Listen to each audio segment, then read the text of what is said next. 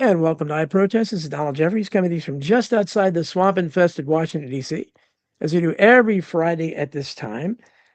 We have a lovely guest back again. Mary Maxwell is a show favorite. She's been on the show several times before. She always has something interesting to say and says it in an interesting way. And she's got something new that she wants to talk about. So, Mary Maxwell, welcome back to the show. Thank you, Don. Okay, I want to talk about removing a president, and I don't even necessarily mean Trump. I mean, how do you do it? Okay, so that's not my usual study area, but I know enough about it to at least state what's in the law. So we know that if the man dies, well, that removes him from the presidency. If he resigns, as did Richard Nixon, the only one who did, I think, and the other two methods are impeachment or using the 25th Amendment. I'll go over that one first. You don't see much talk about it these days, so I suppose they want us to be ignorant of how it works. Now, it came in 1967, allegedly as a way of dealing with the fact that when, no, I'm wrong, if a president dies, no problem, the vice president is from that moment president, as we all know from Dallas in 1963. And if he would resign, same, I guess, after Nixon went out, his vice president, who was Agnew, remember the bumper sticker that said, "Get Agnew first"? Don, do you remember that? Something about that. I certainly remember Agnew, the nattering nabobs of negativism, which was written by Pat Buchanan. He came up with that for him. Okay, well, they were bumper stickers, which meant we don't want Agnew for president, but when Nixon resigned, you would get him. However, it seems that General Haig took care of that little problem before Mr. Nixon resigned. They got Mr. Agnew to resign out of fear of other punishment he would get if he insisted to They stay didn't on. trust Agnew. They didn't trust Agnew. Yeah. Agnew was from Baltimore and had been either a mayor or governor. And they were Yes. going to say during those days, however far along back they were, that he did corrupt things and we're going to get him now. So General Haig escorted him out, as it were, and then they brought in Gerald Ford from the House of Reps, who had been on the Warren Commission. And he became vice president for a minute, and then out goes Nixon, and up moves, as is always automatically the case. You don't have to fuss over whether you like him at that point. You did have your chance when he was nominated by Nixon to be the new vice president. That went to, I think, just the Senate. And I think he needed 2/3. I'll find out before the show ends. All right, now here comes Article 25. If you know, Amendment 25. Now, this came in 67. It is sometimes known as the Rockefeller Amendment because one of the results of it was that Nelson Rockefeller became vice president, and there was an attempt under Gerald Ford. And Gerald Ford, you may know, had a little bit of an assassination attempt by Squeaky Fromme, whether it's true or not. And she was then found not fit to stand trial, so no one had to measure whether she really was holding a gun or anything. She went to probably St. Elizabeth's or some mental hospital almost for a lifetime. I think they let her out. Do you remember a few years ago, Dawn? Squeaky Fromme getting out of her little non-prison. I remember a few years ago. What you're kind of breaking up a little sometimes. I remember a few Oh, years ago. What?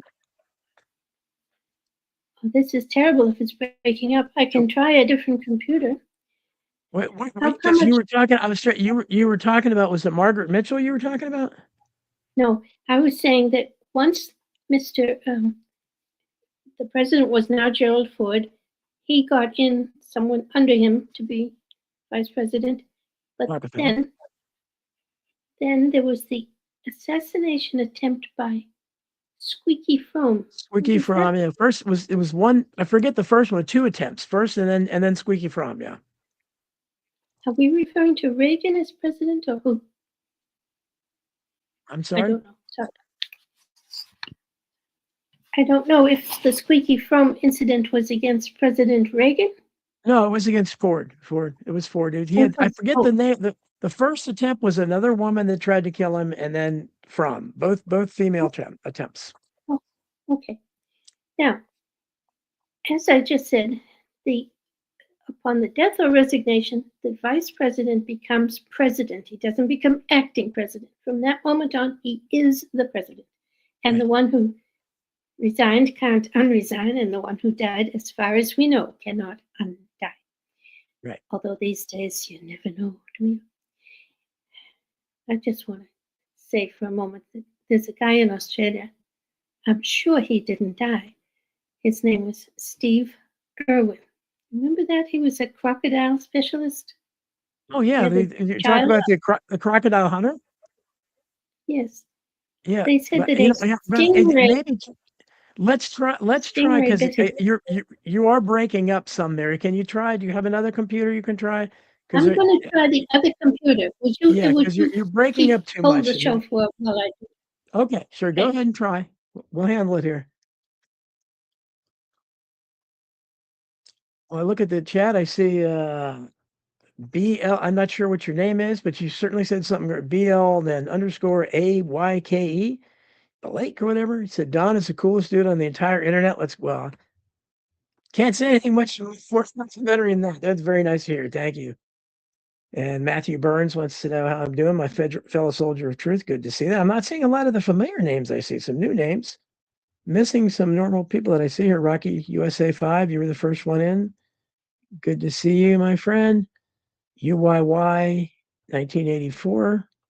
Mary, Raybo, GBGN1.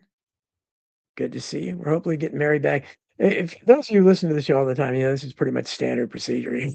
It's like lately it's been my guest connection that is messed up. It used to be mine. Oh, good to see you, Piper Fogel. Good to see you. There's a familiar name.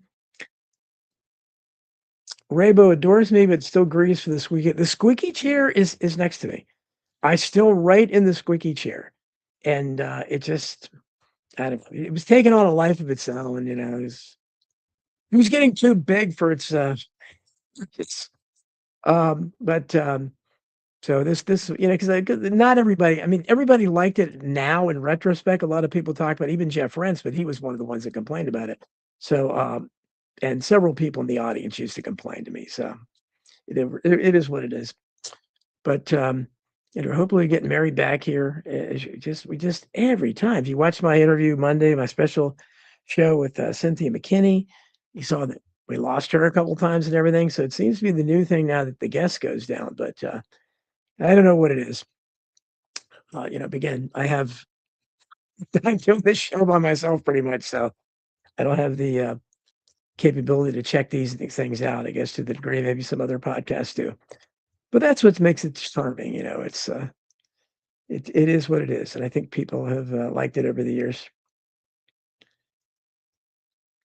Right, so the fun thing was every time I'd lean back, that unique body language of yours, it would have further yeah, it would. I wasn't doing that on purpose. I obviously just do that.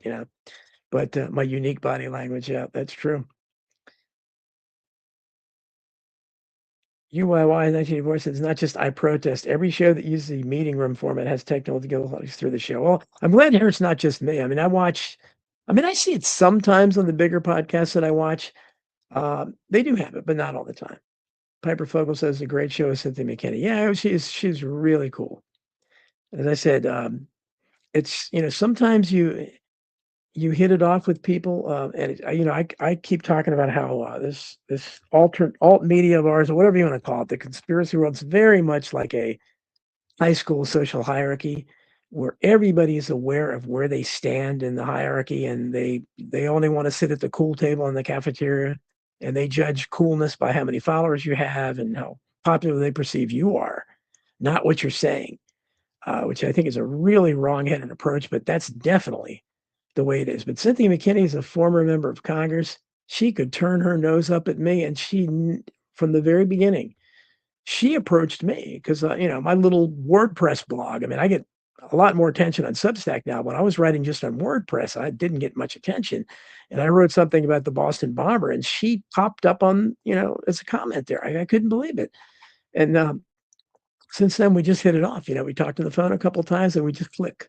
It's very much like Susan Olsen, on the Brady Bunch, Cindy Brady. Sometimes you click with people, sometimes you don't. And that's.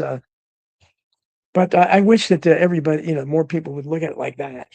And it's like this Kim Rath from The Sound of Music that I had a few weeks ago. I seem to be clicking with her pretty well too, even though I don't know that she agrees with me that much politically, but we just have we just kind of click, and that's what happens. And sometimes you don't. Some people you don't click with. Joe Rogan is deep state fraud. Matthew Burns says. Um, oh, I can't argue with you. I guess to this point, I don't know who is a fraud and who isn't a fraud, but it's. I think that what we're seeing is that it's going to be a bunch of us little guys, maybe, that keep it afloat. And Rabo says, yeah, Jack Posobiec, Mike Cernovich, Ali Alexander. Yeah, certainly all just. Ali Alexander, I haven't seen much in a while. I guess, did he go to prison? I don't know. I know they were trying to prosecute him for January 6th. I assume he was pardoned if he did. Posobiec, I've never liked. And Alex Jones used to have him on even when he was the better show. Cernovich, I never understood him. And when Alex, if you remember a few years ago, Cernovich almost took over Alex Jones' show. He had him on there all the time. And I kept saying, wow. Rabo says all of them Candace too. Well, you know what? I love everything Candace Owens does now. I love everything Tucker Carlson does. But yeah, I'm aware of what they probably are. And I'm going to have, she was supposed to be on today, but she canceled at the last minute. That's Mary Maxwell very graciously consented to come on with very little notice. But Dana Duda, who is pretty big on YouTube. I heard her on the show. It's very cool. And she's done some work on Candace Owens looking into her background. So I said, apparently she found from Candace that Candace found about Erica Kirk. So I don't know. Is anybody real? I hope they never look into, if they look into my background, they're not going to find anything, except for they will find, and I mentioned this on the show, sometimes there are coincidences. Not many of them. I mean, believe me, I'm a conspiracy guy, through and through. But when I grew up, my street address for, not all 19 years. It started out being 1898 street address. And after a few years of us being in that house, they changed it to 3333. So my street address was 3333 for the first, 19 years or whatever of my life. Anybody looking at that and say, oh, of course, it shows he's a fraud is 3333. It is, obviously I had nothing to do with that as a little kid, but it's just a weird quirk. And one of my first basketball numbers was number 33 too. I like the number. One of my first favorite football players was a guy named Nick Petrosani, who played for the Detroit Lions back when whites could play running backs in the NFL. And I loved him, and so I loved his number, so I picked it for basketball.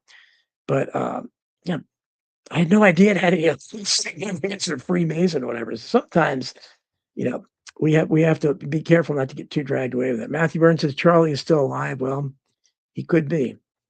We know he didn't die by Tyler Robertson, that's for sure.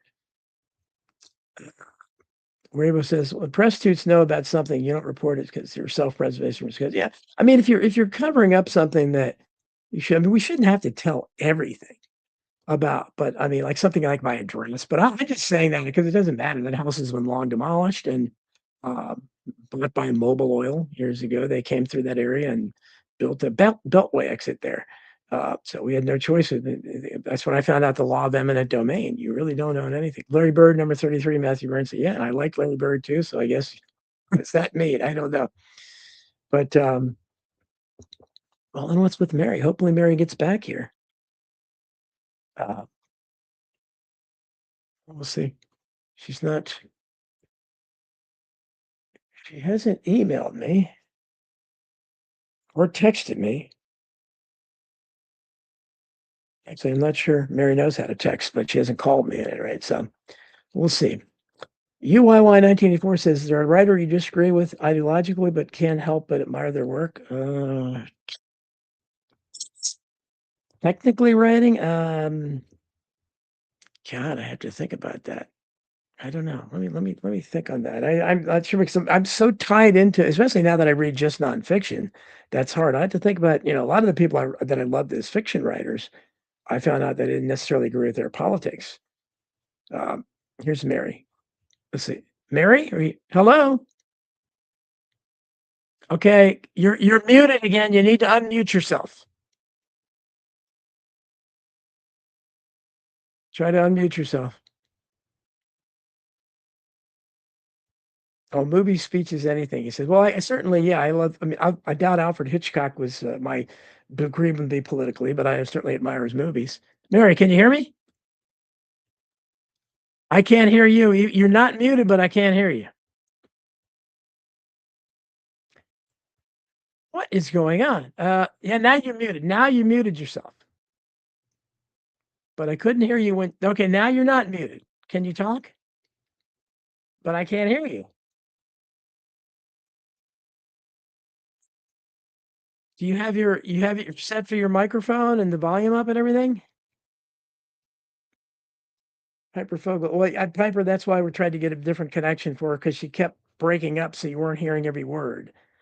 She was talking about the 25th Amendment and Trump being removed and everything, but or presidents in general being removed. I still can't hear you, Mary. Do you have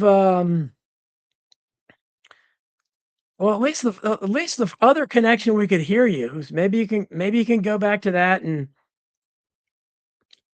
try. Hopefully, we can hear you good enough. White Wolf says it's the Iranians. Oh, absolutely. The Iranians are messing with my show. That's for sure. Those damn Iranians. Or Qatar.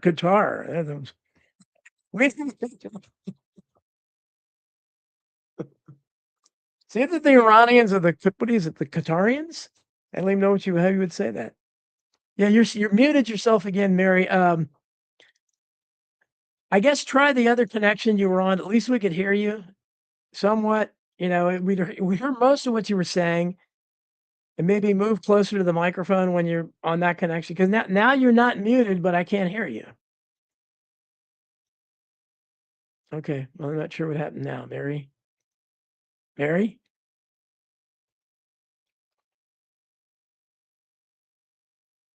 Well, I'll go back to the question of UYY 1984. I'll tell you a lot of the rock, a lot of the music people. I mean, Springsteen's music still sounds pretty good to me, and I certainly don't. He's touring with Barack Obama. That probably goes for almost all of the people that I loved as musicians, and so Neil Young and people like that whose music that I listen to and I can still listen to, but it's hard to divorce yourself from that stuff. Okay, let's see if Mary's not back. I'm sort of here. Yeah, now now we can hear that. Okay. Now we can hear you. My voice? Yeah, How your about, voice sounds good. Oh, Okay. good. Thank you. Your voice Yeah. much better. Okay, so that's good. So the sorry Iranians have backed off. No more threats from Qatar. Okay, so go ahead. You're talking about the 25th Amendment and how to get rid of a president or whatever, remove a president, with the idea of the giant orange problem that we have in office right now. So, all right, I'm going to read to you the 25th Amendment, which passed in 1967, and it says, whenever the president transmits to the president pro tempore of the Senate, which is Chuck Grassley right now, who's been in the Senate for 42 years, and he must give it to that person and to the Speaker of the House, which is Mike Johnson. And this is him voluntarily saying, I need to go and have my knee replaced or something for 2 weeks. I am turning over my responsibilities to today's Vice President, which is J.D. Vance, and I'll let you know when I'm coming back. And so from that moment on, J.D. Vance is acting as acting president, not president. Right. But things can get a little bit more serious. the next section of 25th Amendment says, whenever the vice president, so at the moment it's J.D. Vance, and a majority of either the principal offices of the executive departments, the word cabinet never appears in the Constitution, so I suppose amendments are reluctant to add it in, but an amendment can add in something that totally upends something that was in the original Constitution, but they didn't. So they could either do that, which is, I believe, cabinet, or however, whatever body Congress has selected for this, and I'm pretty sure that they never have. So it comes down to Mr. Vance going to a majority of the cabinet members. And do you know how many we have, John? I think it was 15 a few years ago. I wouldn't be able to count. We have more cabinets than we've ever had, but yeah. That sounds right, maybe. Well, to make it difficult, let's say 20. So he, Mr. Vance, has to know that a majority of the 20, which would be 11, will agree that he then hand in to those same two people I mentioned, the Senate's president pro tempore, not to be confused with the majority leader, which is something else, not to be confused with the president of the Senate, which is the vice president of the United States. So he would be handing a letter to himself. That doesn't sound right, does it? And so then, and the speaker, Mr. Johnson, and he says, this is our, talking to the two men, this is our, me and the cabinet's written declaration that the president is unable to discharge his powers. And from that moment, I, Mr. Vance, become acting president. Okay? But you might say, oh, what if the president doesn't like that and says, excuse me, my mental capabilities are 100%. I'm just fine. Yeah, sure. And so when this happens, it's just giving the two letters, and ABC, NBC is all there, so everybody knows it, that we now have an acting president. But within I think it's 4 days, just a minute, he shall, all right, when the president then transmits to these two same guys a statement, a written declaration that no inability exists, he then shall resume all his duties. However, if the vice president and a majority of the same characters again transmit within 4 days, so that would be 4 days of objection that was filed by the not feeling well president, who says he's feeling well, then he must go and has to try a little bit harder now. He can't just say, I'm acting president. He has to ask those two guys to go to their houses of Congress, probably say in Australia, the chambers, between the two chambers, and ask the parliamentarians to vote. And the Congress shall decide the issue, assembling within 48 hours if they didn't happen to be in session anyway.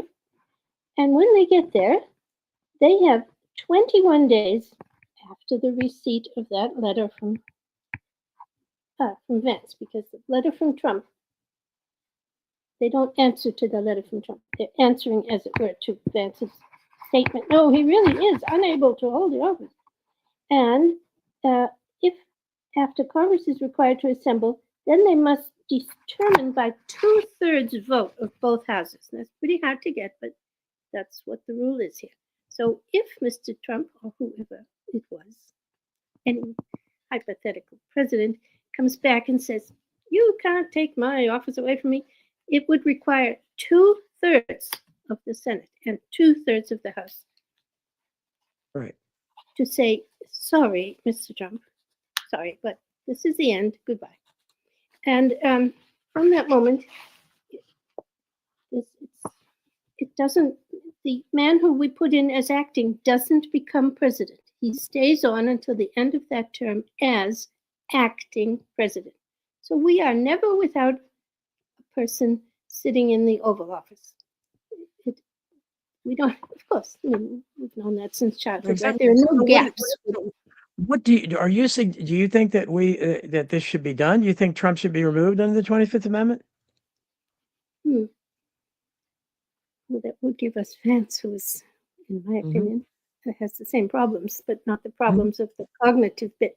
I wonder if the cognitive bit has been, foisted upon Mr. Trump. It's Because the easy to Trump do, fans right? would point out Trump may be cognitively damaged, but Biden was probably even more cognitively damaged. Yeah, we didn't remove him, right? Yes, but that would have required Miss Kamala to have been the one who started it up. Right. He must have been told, no, no, you're not going to do that. Mhm. So she didn't start it. However, she was acting president for 85 minutes in November of, I don't remember the year, but I wrote a letter to the FOIA, Freedom of Information Act, to say, Right. were any pardons granted on that day? I think it might have run over a 2-day thing. He was just going into the hospital for colonoscopy. No big deal. Oh, And right. as soon as he came out again, she, the vice president, who had been acting president for just those number of hours, she then canceled out her actingness and she moved back to her job as vice president.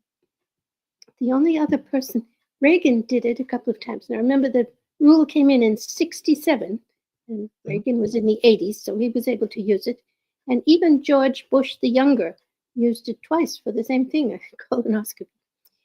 And by the way, I've been told that during a colonoscopy, you're not really under Well, anesthesia. we didn't find out about Reagan. Reagan had the secret cancer treatments in the White House where he was getting Laetrile, which was outlawed for average people. But I don't think we found that out until later. So we didn't even know he was using it. I don't think folks knew that Biden and Kamala had correctly followed the procedure of handing her the acting presidency and then taking it away a few hours later. Anyway, when I wrote to the FOIA to say were any pardons, I meant that maybe she would have pardoned either herself or him. I mean, Right. Don, if I give you the presidency for a few hours, what you gonna do? What's on your Well, mind? I would pardon Snowden and Assange and Manning. I would pardon all of them. Okay, I Probably some forgot. others too. Like, I forgot the final disposition of Mr. Assange. Didn't he agree to something in exchange for pardon? No. Do you yeah, remember? maybe some. Uh, I don't know. I'm sure they work out all kinds of deals. I mean, Yes, of course. Trump was famous for mostly pardoning rappers and Blackwater executives, but in terms of he didn't do like Biden pardon his entire family, including Hunter. So Oh, oh, they couldn't prosecute him if they wanted to. I see. Yes. Up to that minute, I think there was once someone who got a pardon. Anything that has happened or will happen. Now, nobody stepped in. Who would step in? It really should be the judiciary or the Congress. Not that the judiciary can take up a matter itself. Someone has to get in the door, which I'll tell you in a minute. I tried to get in the door on Hmm. impeaching. No, on the war. Now, Mary has been a little bit busy in the federal court of New Hampshire this week. I went in on February 20th. That is before. I'm going to read you my little opening statement. Mhm. Okay. Plaintiff Mary Mack, proceeding pro se, says, blah, blah. President Trump announced on February 20th that he would strike Iran. On February 19th, he said he would allow a 10-day delay before this happens. But today, so I wrote this the morning and I got it in by closing time of the court. Today, February 20th, he said he's now considering a strike. And the Secretary of War, Peter Hegseth, and the Joint Chiefs of Staff have already sent thousands of troops to the area. And I said, Iran has very sophisticated weapons. They have much more sophisticated than we have said. And so does Russia. I mean, we are not in the leading flights category of the weaponry. And I said, plaintiff is thus in fear for her life and the survival of her community. and so looks for protection by invoking the right to life, as is secured by the U.S. Constitution. They have to ask the court if they will do something within their powers to do something, and answering to a civil law complaint by me or anyone to say you need something or you're complaining about something. I had to say that I am in fear of my life. Well, I am. I mean, we all are, except we're covering it up, right? I mean, if you were to know what war really looks like and know that it might happen on your street pretty soon, you'd be very nervous. Okay, so I am asking, this was on February 20th, and I went in physically to the court. I didn't mail it in. I went in and slapped it down on the desk. And I said, two members of Congress, this is in my pleadings, two members of Congress, Representative Ro Khanna and Representative Thomas Massey, have proposed to force a vote next week, the week beginning February 23rd, on a declaration of war against Iran. But as of now, they have 26 Democrat co-sponsors of that bill, but no Republicans, which indicates to me that it will be a party line vote. I withdraw from this conversation to tell you on the side panel, sir. The real problem here is the successfulness of the Westminsterization of Congress, which I'm told by one of my conspiracy writers was a job that was given to Lloyd Cutler. That name didn't mean anything to me when I read it. I don't think he was an elected person, but he must have been somewhere in the government.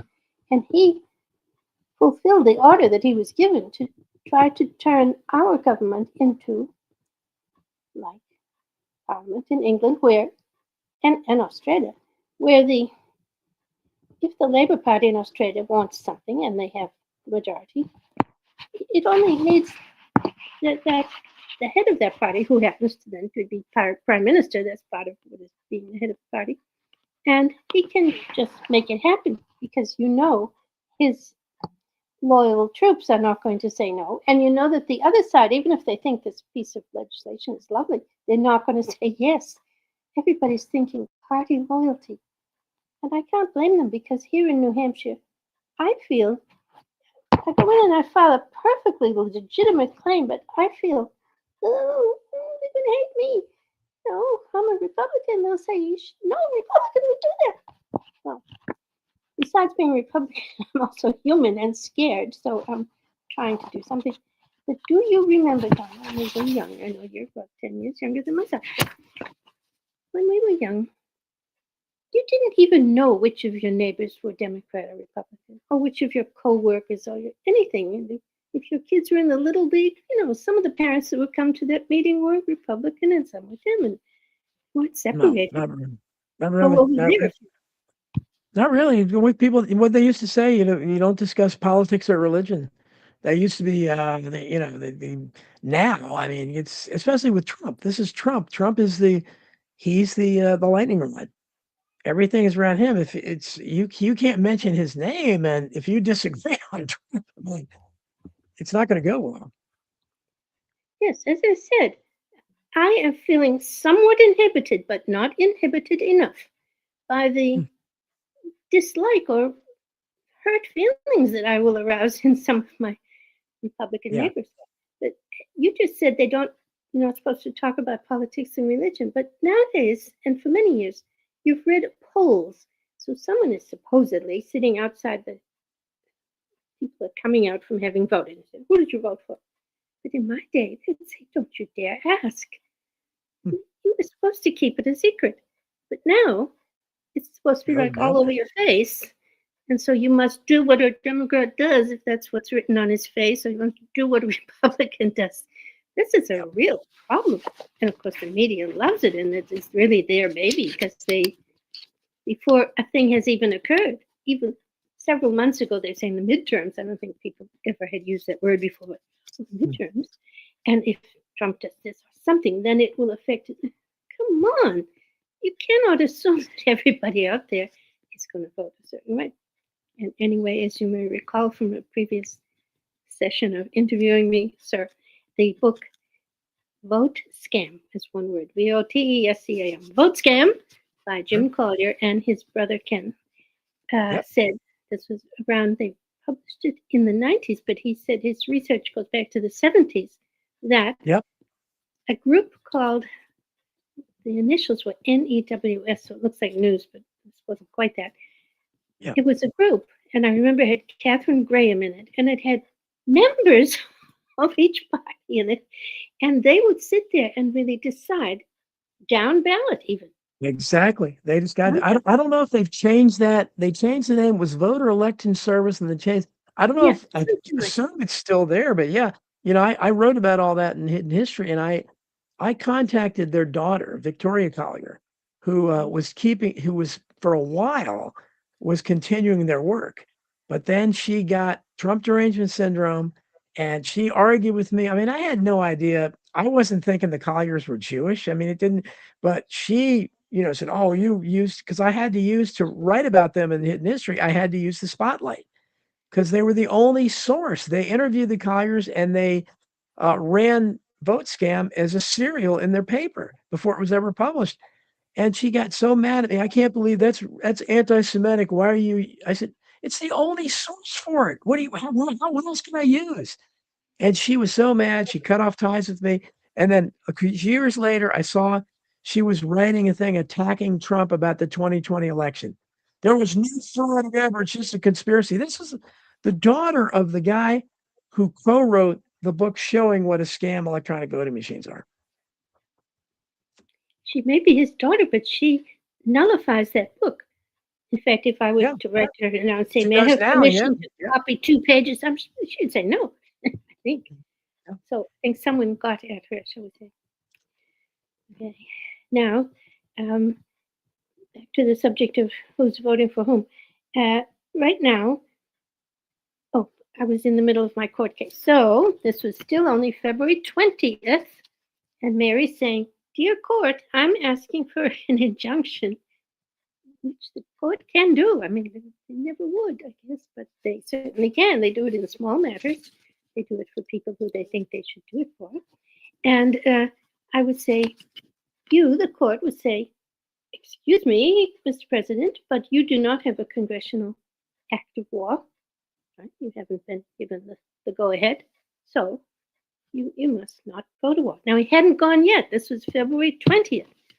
But I went to the desk and I flunked it down, and the girl took my money. It cost $405 to do it. And I've done it before.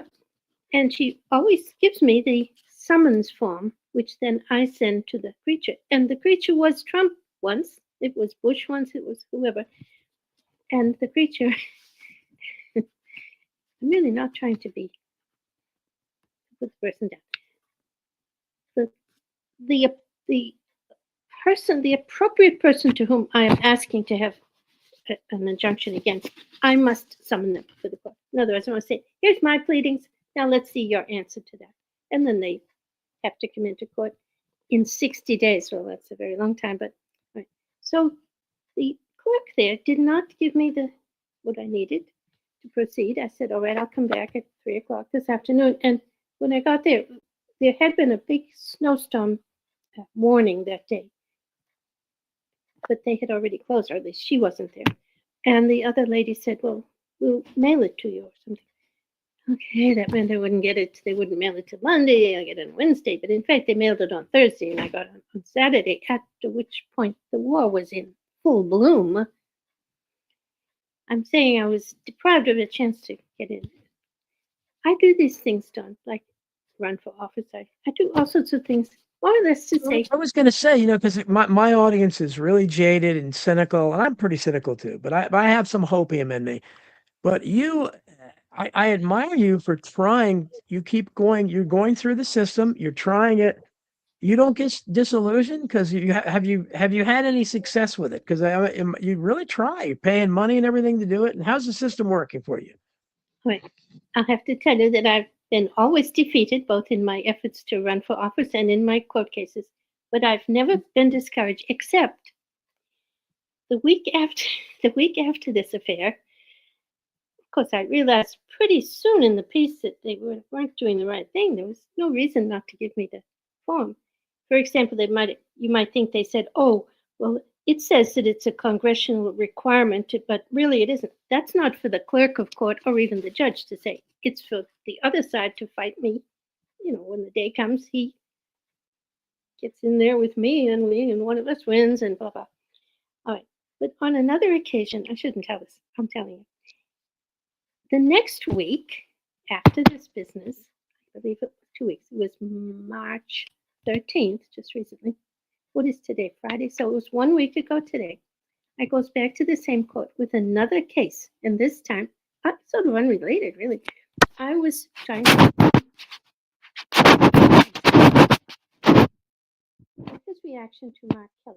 Now, Mark Kelly's got his own case going. Do you know who I'm referring to? This is a senator who, with 4 other congresspersons, said, "Hey, you've told you, Mr. Hegseth, and the president too, but I was going for Hegseth, said that you will now go to my pension." He's retired from the Army. He was a captain. Oh, maybe Navy. I think captain in the Navy. And this is the guy who today is Senator Mark Kelly. And he and his colleagues went onto a video and said, don't obey illegal orders.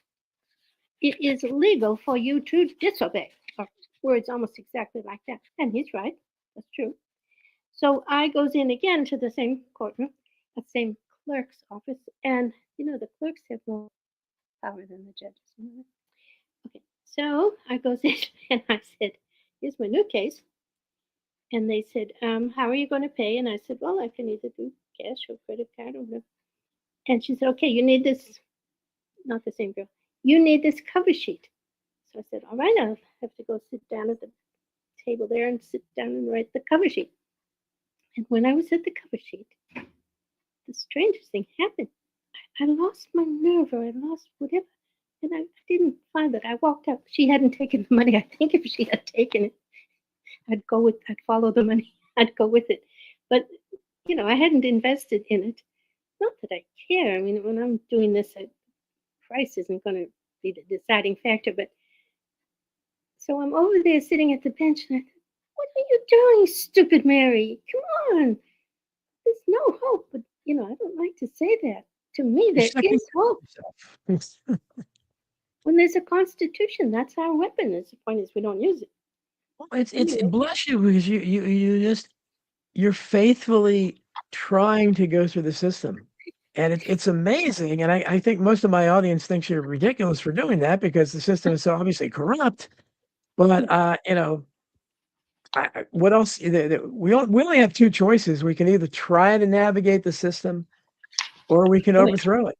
And they pretty much made it impossible for us to overthrow it. And we wouldn't have a chance anyway. I'm not suggesting that we do that out there.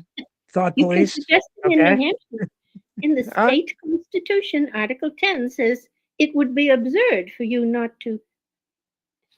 You don't want. I'm paraphrasing. Guys in New Hampshire, you don't want to be slaves, do you? Okay. Well, if people are oppressing you and there's no legal way to get at it, it would be absurd for you to say what you just said, Don. Well, in the Declaration of Independence, what did Jefferson say? Whenever the people have a right to alter or abolish. If we don't have a right to do that after we're coming up on our 250th year, and it's very appropriate that we're at war again because we've been at war for almost all of those 250 years, thanks to these horrible leaders we have. So, I don't know what you do, but the people can't come together. Mary, it's not the system. We have numbers. That's all we have are numbers. Like, for instance, if your court cases, when you're trying to do these things, if you had thousands of people coming in behind you and cheering you and supporting you, it might make a difference. I wouldn't have slipped out the door. Yes. Yes, numbers matter. Now, when they had a No King's Day a couple of months ago, I saw only one video, and it may have been on the website of Marianne Williamson, because she's pretty alert to these things.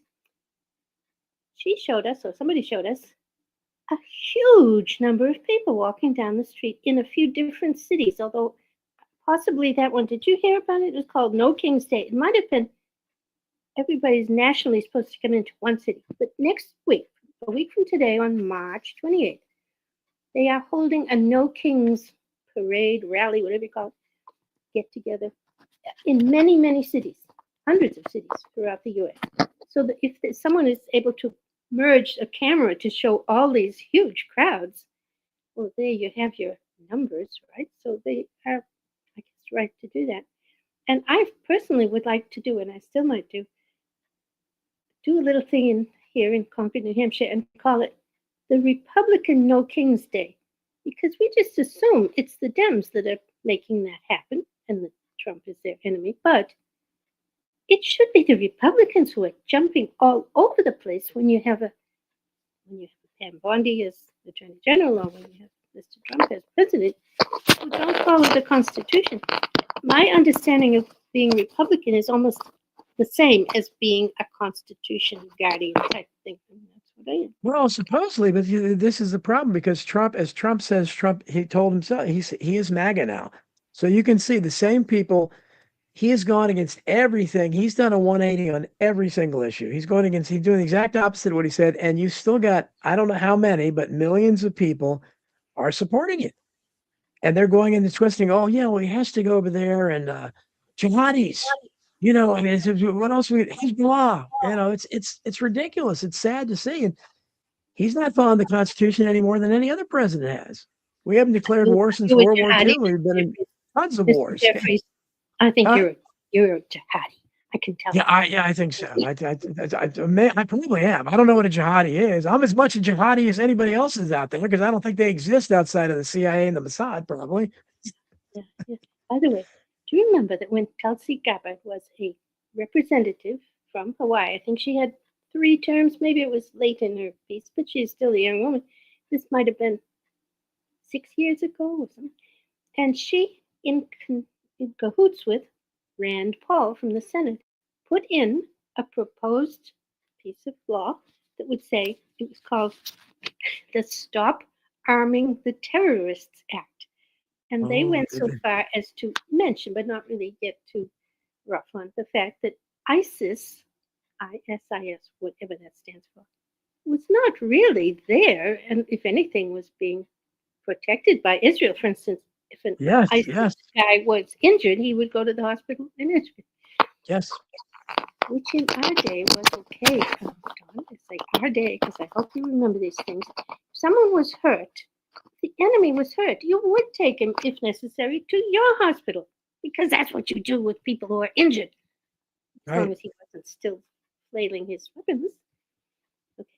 Well, unless you're America, you know, in this Iran war, one of our latest war crimes, when we bombed an Iranian ship, there were a bunch of Iranians floating in the water there, and we refused to rescue them. When was that? And basically laughed about it afterwards. I think I saw as Trump has said, it's a lot of, you know, he's having a lot of fun killing Iranians. That's what he said. He said that? I thought Haig said, really? Oh, no, he said a lot of Trump said a lot of fun. It's a lot of fun. Yeah, Hegseth has said crazy things too, but they're both completely, you know, deranged at this point. Okay. I like that, Catherine, in the chat room. Land of potholes. That should be our new name. America 2.0, Land of potholes. So the other day I was counting them as I was driving. And again, I live in one of the richest counties in the United States, and it was about every 50 feet there was a pothole. And I'm thinking, this is the richest one of the richest counties. What does Mississippi and Arkansas look like? I can't even. It's ridiculous. I'm sorry. Go ahead. Okay. Now, where do I want to go with this? I want to now read you my articles of impeachment, but they're in the other room where we were having trouble with the noise. So I'm going to try and sure. Catch. Okay. Okay, so Mary's going to get her articles of impeachment, which have zero chance, of course, against Trump. It's not like he made a phone call to the Ukraine or something. The Democrats were interested in that when he made that phone call.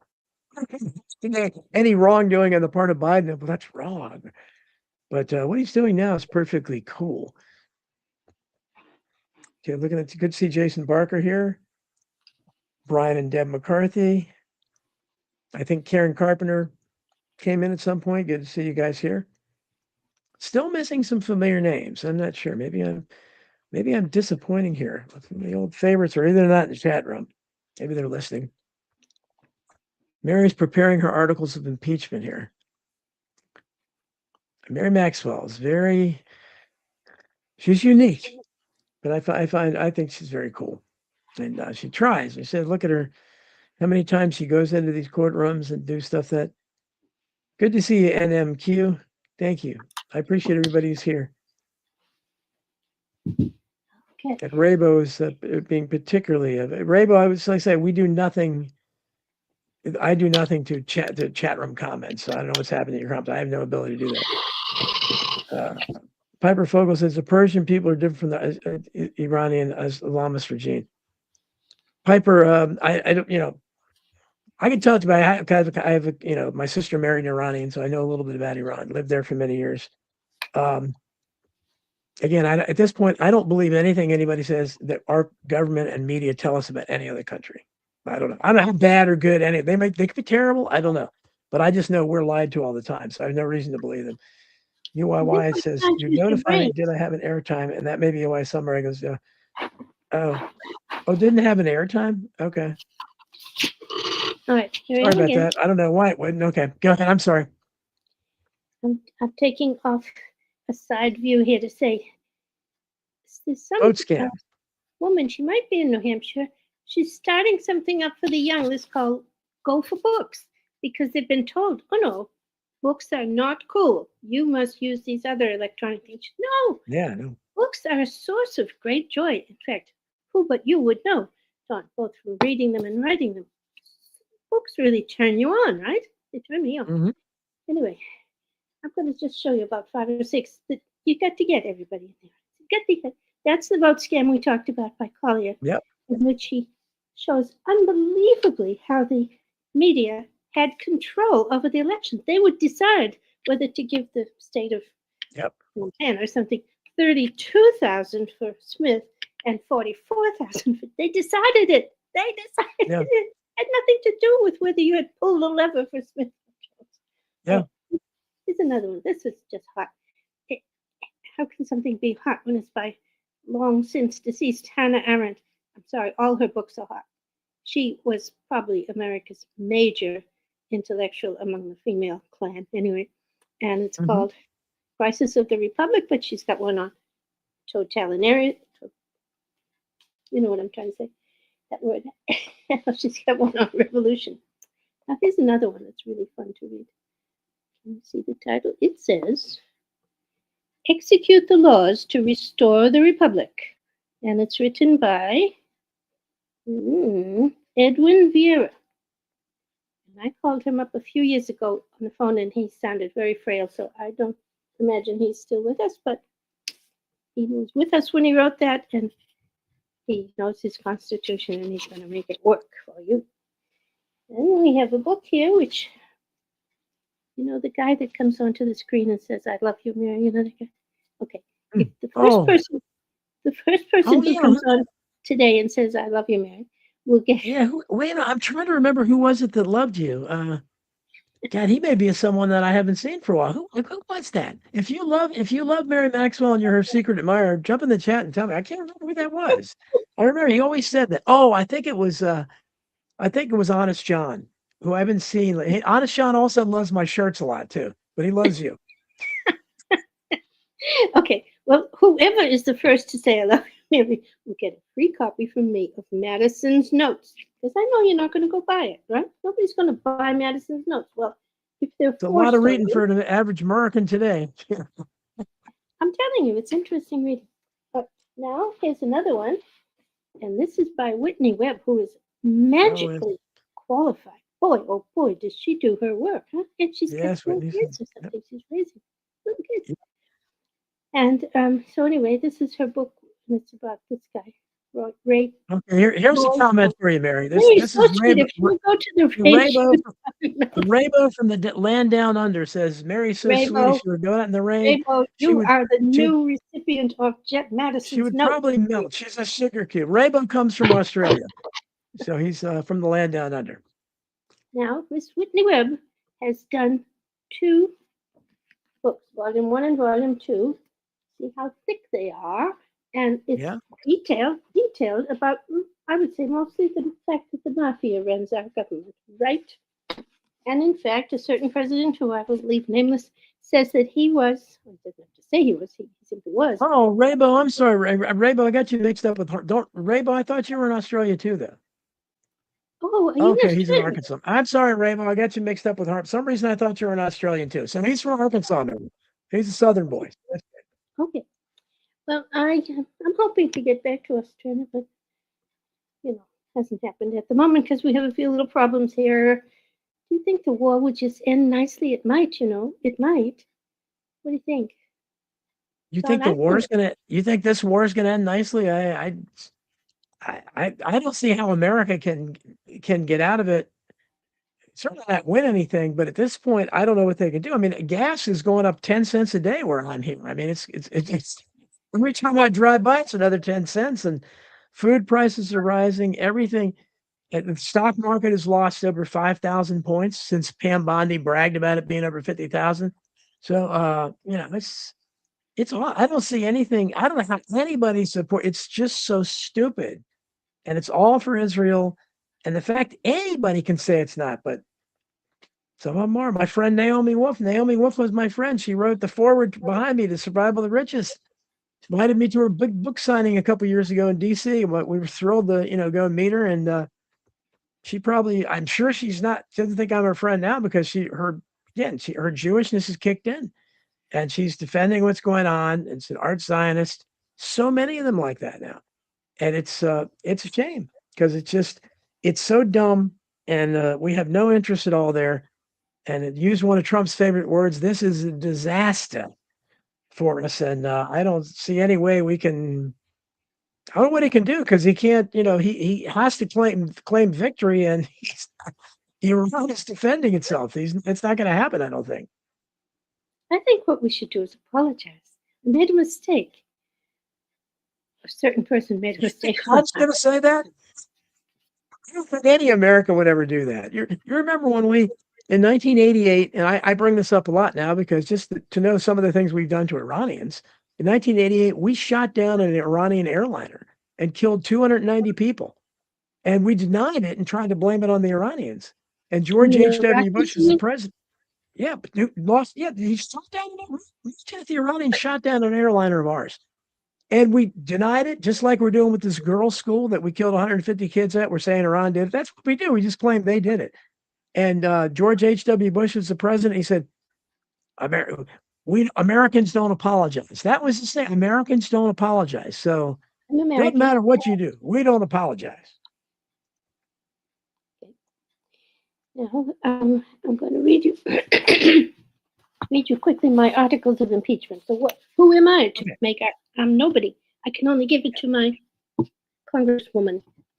And by the way, her name is Maggie Goodlander, and she was one of the 5 who are veterans. A huge number of Congress people. Well, let's hear, why are we impeaching it? Why are we impeaching Donald Trump?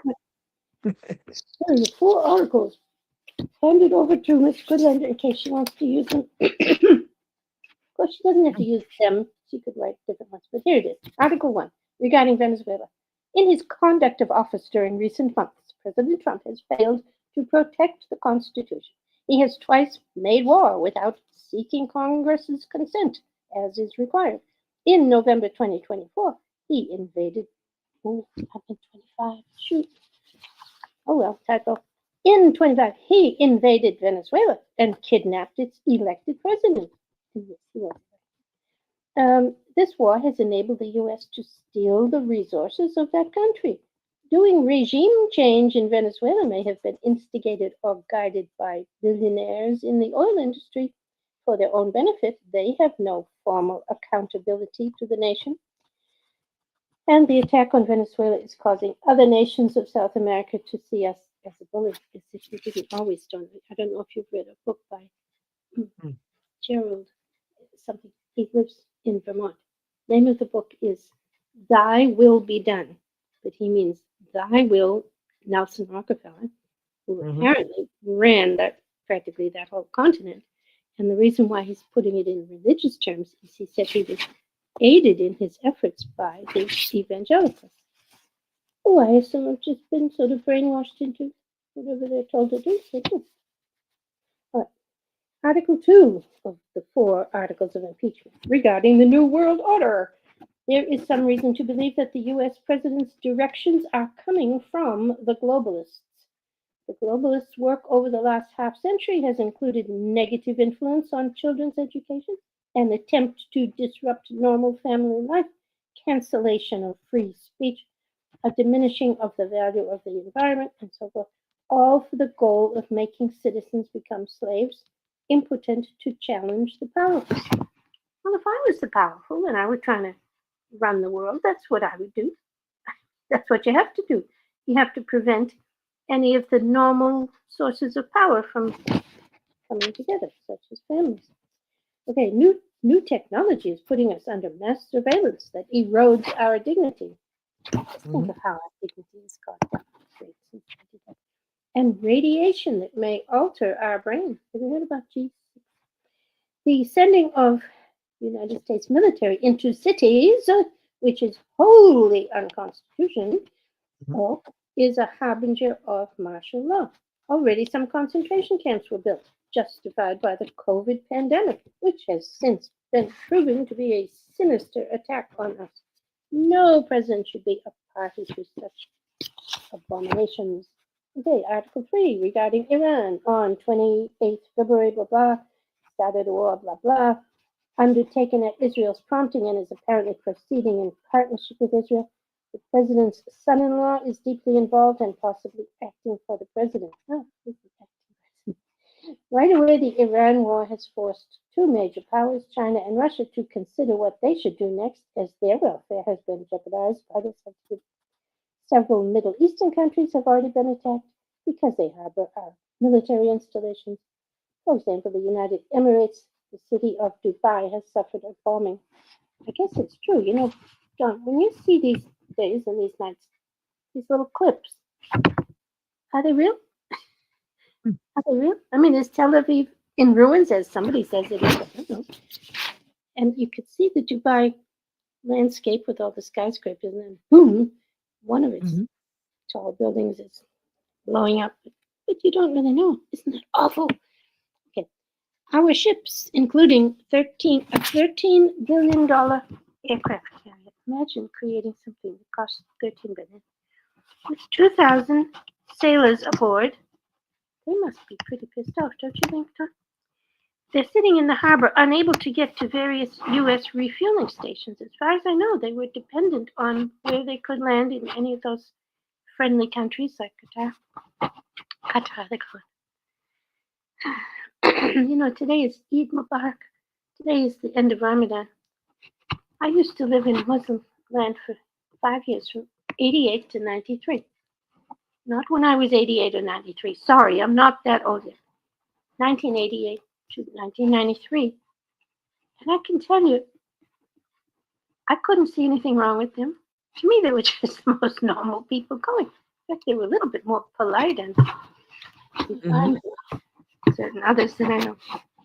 Okay, now back to my Article 4 regarding obstruction of justice. Okay, when you're writing articles of impeachment, you're supposed to, you don't have to, but the constitutional requirement is that you can impeach someone who has committed high crimes and misdemeanors. Right. Misdemeanor is like smoking a cigar in the no smoking section. I mean, it can be a really small thing. But when I just said he's gone into 2 wars, well, each of those I showed to be unconstitutional. Right. And then I said, and he's helping the New World Order. Well, I didn't say that was unconstitutional. Well, they all done that. Yeah, that's for, yeah. So then the fourth and final thing I put in as regarding obstruction of justice. And let me tell you, we have a Mr.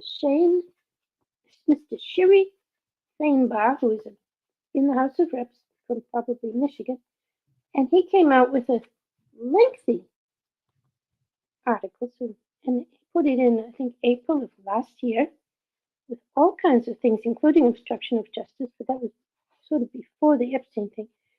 And the media has never told us. Have you heard that a representative many months ago put in articles of impeachment? Now, Al Green got up. Have you seen him? Yes, he He did. stands up with a cane or something, and he says, Yeah. all right, so you heard about him. And I think he just put in one article. He put in 10, doesn't matter. So this guy put in 7, and one of them was obstruction of justice, and now I'm doing it too. I say, quote, it is tragic to see that America's pride and joy, justice, is on display as a joke. Every day, the internet carries videos of congressional hearings where the U.S. Attorney General Pam Bondi and FBI Director Kash Patel refuse to give straight answers to questions. This is conditioning the whole world to the fact that powerful members of government consider themselves above the law. Obviously, they do. Miss Bondi is just saying, you won't get me to do my duty. I get it. And when the subject matter is child trafficking, no one expresses concern for the victims who are still being trafficked and tortured. Speaking of Naomi Wolf, as you just mentioned, many years ago, and this had to do with the Boston Marathon episode, of which I must tell you, I am what I call an amicus curiae in the court. I mean, actually in the court legally. And they pronounce it, I got that from my Catholic childhood, is amicus Latin, but they call it amici. What do you call it? Amici curiae? Or They call it amicus? amici? What's If there are two of them, the plural, they call it amici. okay? Yeah. Singular, amicus. Also, the Yeah. ruling of mandamus, I call it mandamus, of course, I'm Catholic, but the Right. local legal pronunciation is mandamus. All right, it's very underused. The law is. It is. Well, I want to because I told you we invite people in. We'll see if anybody Yeah, comes. But let them. I'm gonna put Let them. anybody that has questions or comments. Yeah. I put the link in the chat. So I'm putting the link in the chat now, guys. You want to jump in? You can be on just audio if you don't want to show yourself. I'd like more of you, but so Yep. video is great too because you can see us. But okay, there is the link. So anybody that wants to jump in, I'd love to have you participate. You have questions for Mary or comments. Yeah. And you have Gosh, Rainbow is admired. He thinks your voice is very sweet.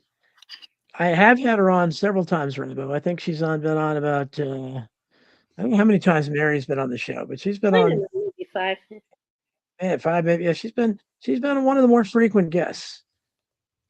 So if you've and it's Mary Maxwell. People wanting to know what your name was before, and Oh, yeah. somebody wanted to know what you did for a living.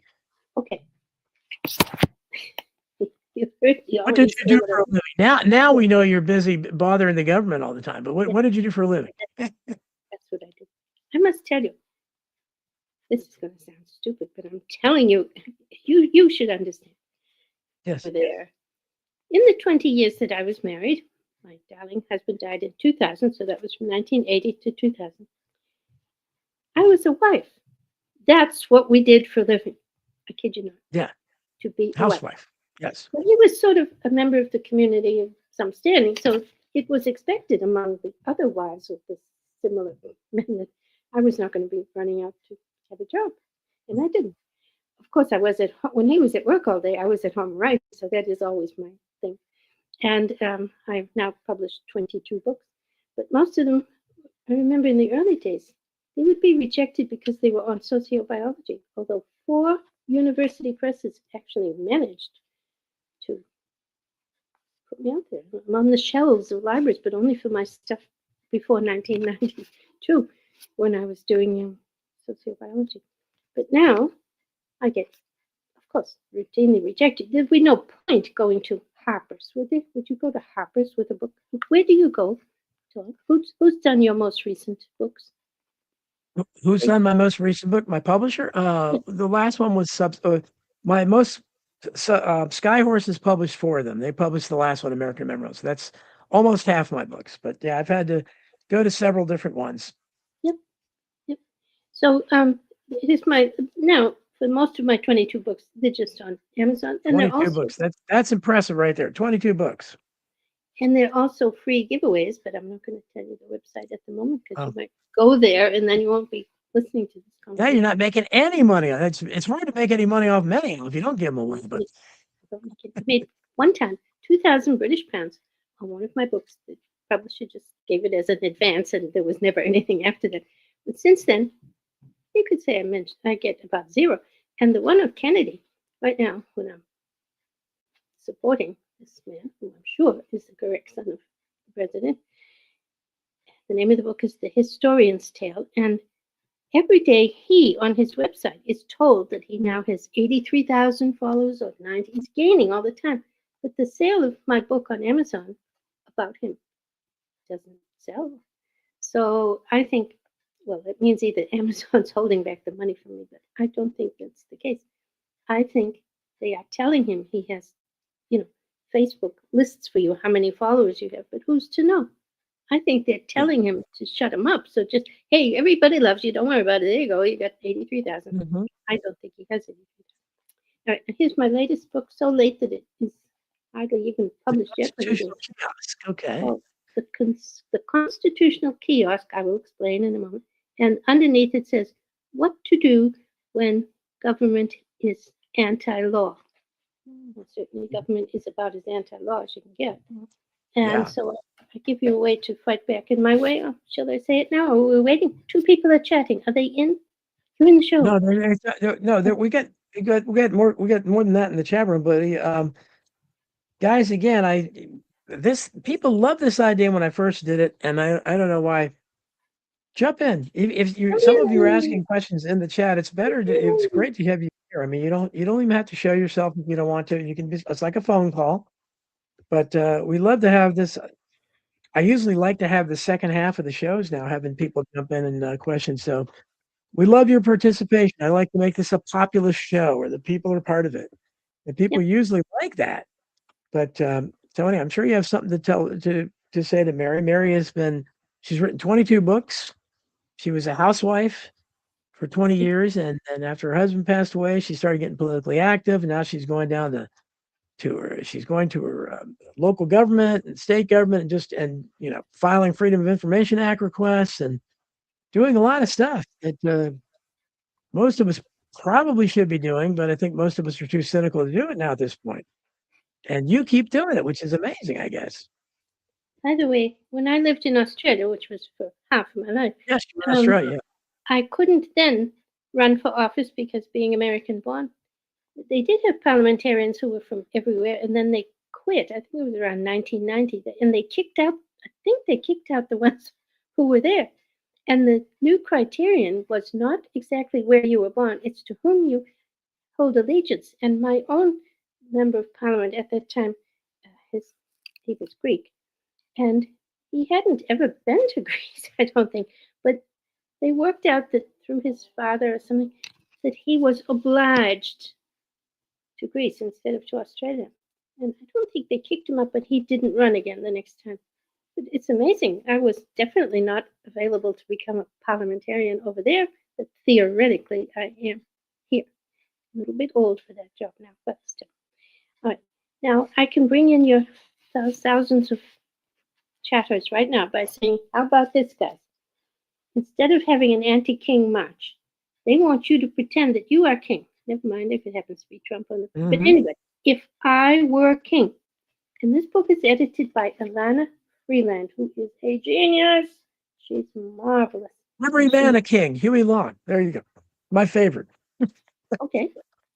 Every man a king. So this is in this book. She brought together about 10 different essays, and they're all quite good.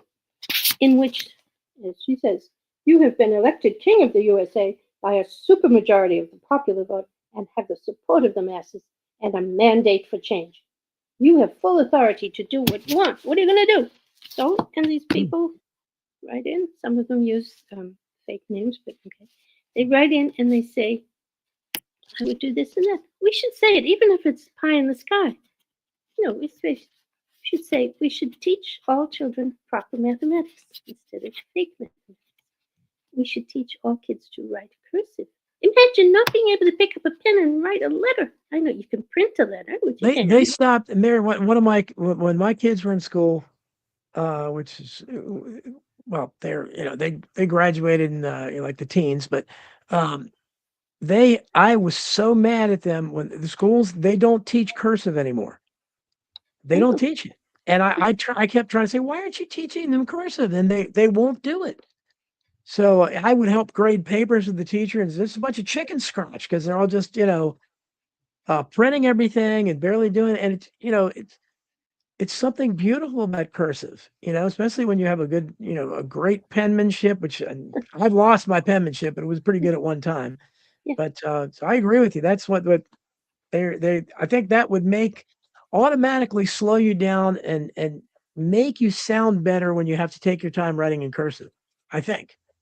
And the same with arithmetic. If you're standing in the supermarket and you want to figure out if they're selling 4 for $12, 40 for 120, that's probably next week. Mhm. 120 for 40 bananas. And if you can't write long division, and they can't, they weren't taught to do it. No. They reach for their calculator, of course, and just get out the cell phone, and they'll find out in a minute how much each banana costs. But how how wonderful it is to be able to do it yourself. And what if your cell phone's broken or stolen or something? Yeah, well, Crazy. and that started a long time too. They started putting calculators in the class. So I don't know, the way we had to do division and the formulas and even I don't know the kids have done that. I don't think they teach it to them. I don't believe. I know they don't teach long division. That's not part of their game. And Oh, they don't definitely teach not. you to multiply. So No. if you say to a kid, how much is 9 multiplied by 7? They probably say 1. They might start at the bottom and work their way up, and they finally get Yep. 72. But we have it because it was drummed into us. I don't want to fail the course. So, Well, yeah, you have to make time for transgender story hour and critical race theory and stuff like that. So I mean, it's only so much time in the school day, right? I mean, can right. Now, I'm going to get back to the impeachment thing. The Constitution allows us to impeach presidents, other officers, and judges. And there Mhm. have been 8, of course, only federal judges. The Constitution isn't telling the state what to do. So there may have been many in the state that got kicked out. And I bet it's almost always having to do with money. He gave in to the plaintiff because the plaintiff handed him a little brown envelope. And the other thing is, besides the 8 judges, and I think I went through those 8 once and found that they too were money, except maybe one was something else. Because the section 3, Article 3 of the Constitution says they may hold their jobs on good behavior. Nothing further is said. What do they mean? But this guy who's really a scholar, he's now deceased, Rao was at Harvard Law School, and he wrote this book called Executive Privilege, a Constitutional Myth. Nothing says the president can do something because he's got some privilege. You're Yes. kidding. Of course he doesn't. And then he also wrote one on impeachment, but the impeachment one, he was mainly concerned with, remember the guy who loves me and got the copy of the book, Madison's Notes. He went back to Madison's Notes and found out what each of the writers, the drafters, what do you call them, the framers, the 55 framers, they didn't always sit together as 55, probably they never did. They would come and go from their states. And even on the day they were in the room, they would be in committees to write up one little section of the Constitution. So you want to know, what did they say about impeachment? And when they said you can impeach a judge, a president, I think we can assume vice president, appointed officers, that is now the cabinet, but they didn't say that, and uh, officers, of which he, the author of this book, tries to make out that that means congresspersons. Now, I say no. I mean, it doesn't matter. It doesn't matter.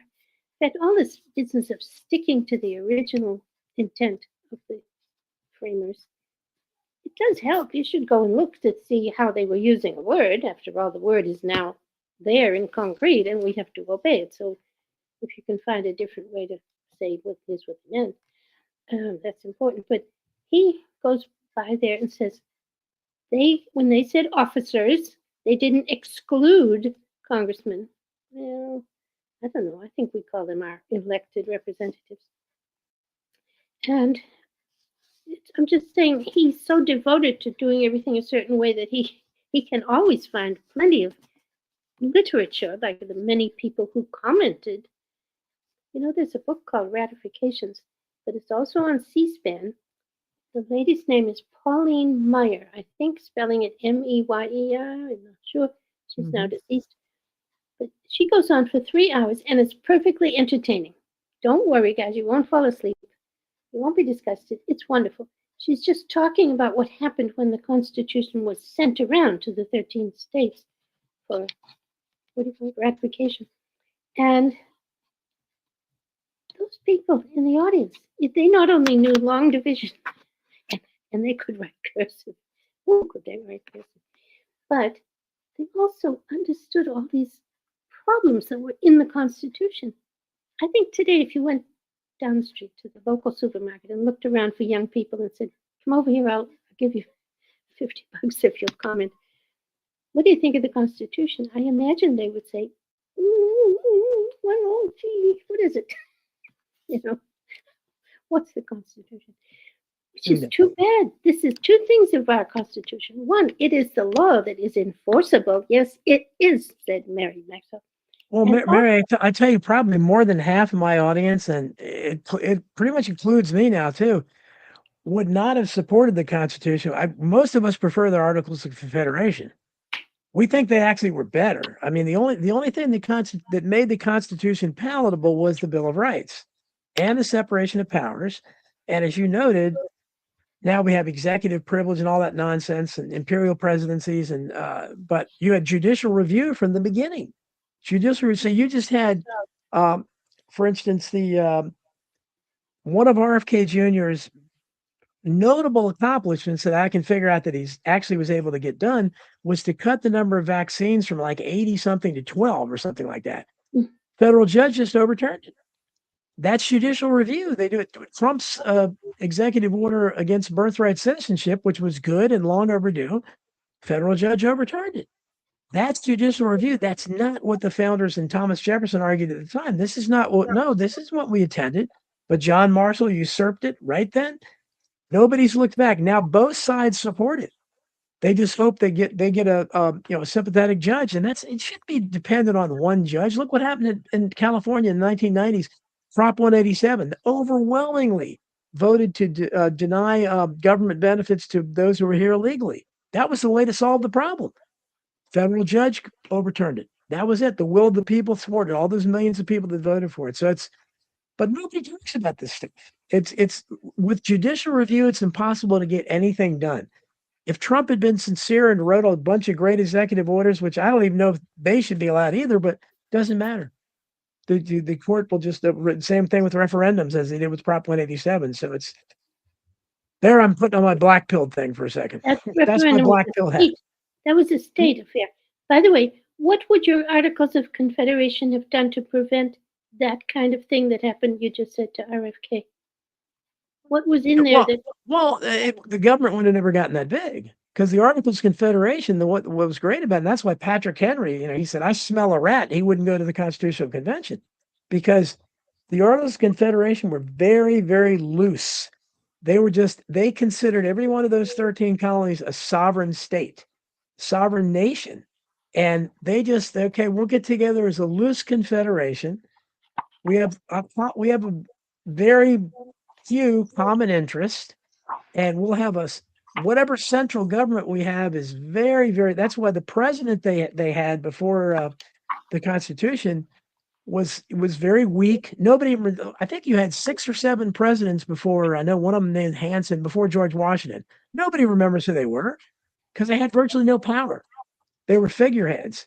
And it was the states that represented everything. And that's why when the southern states, mostly for purposes of stopping civil rights, when they started talking about states' rights, it harkened back. That was the fight at the beginning of the Republic. And so most Jefferson had to be talked into it. George Mason had to be talked into it because he helped write the Bill of Rights. But without that Bill of Rights, the Constitution would be horrible. And of course, they're trying to get rid of the Bill of Rights. But you can see it just doesn't, with the way the powers are divided now, with the judiciary being so strong, the presidency being so strong, and the legislature being so weak. Congress they can't even invoke the War Powers Act. I mean, that's the problem, is that they don't, and they're the easiest for us to control as a people, as Congress. And they did invoke it recently, and they didn't get the support. No, it was voted down overwhelmingly. Yeah, yeah. Well, then they're the outrageous ones, not the Constitution. Well, if you got rid of judicial review, and you had stopped Abraham Lincoln, the first imperial president, and all the ones since then, if you had got them to stay within their constitutional authority, then I think the system could work great. But it hasn't, especially since after the Civil War. Because understand, we fought the revolution. The primary principle of the revolution was the consent of the governed. That everybody has the right to consent to a government. Well, the southern states, regardless of what you think of them, they didn't consent any longer in 1860. They no longer consented. They wanted to leave.